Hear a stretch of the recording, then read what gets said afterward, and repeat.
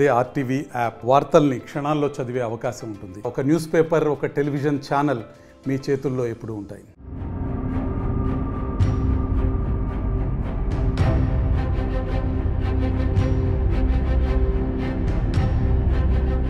తను నాతోటి బాగానే ఉండేది. తన మనసులో ఏ ఉద్దేశం ఉందో ఏమో తెలియదు. ఇంత వరకు నాకు బాగానే ఉండేది. నిన్న మధ్యాహ్నం కూడా మంచిగానే మాట్లాడుతుంది. పాపకి లంచ్ బాక్స్ పెట్టి స్కూల్కి పంపించింది. నాకు లంచ్ బాక్స్ పెట్టింది. నేను డ్యూటీకి వెళ్ళాను. మధ్యాహ్నం ఫోన్ చేసుకున్నాను. ఈవినింగ్ టైంలో డ్యూటీ దిగి వెళ్ళే ముందు కూడా ఫోన్ చేశాను.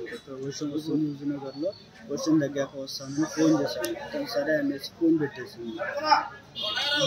దాదాపు 9:10 ఆ టైంలో ఇంటికి వెళ్ళాను. ఇంటికి వెళ్ళేసరికి నా బాబు, నా భార్య కనిపించింది. నువ్వంటే నాకు ఇష్టం లేదు, నువ్వు నాకు వద్దు, నువ్వు అర్జెంటుగా వస్తేనే నేను బతుకుతా, లేకపోతే బతుకున్నాను.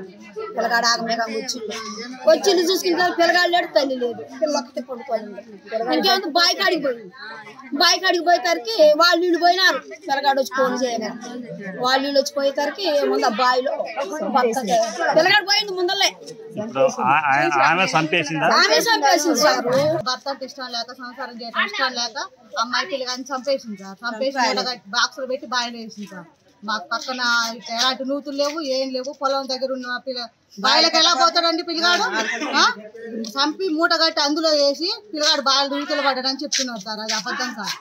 పిల్లగాడు సంసారం చేయడం ఇష్టం లేదు.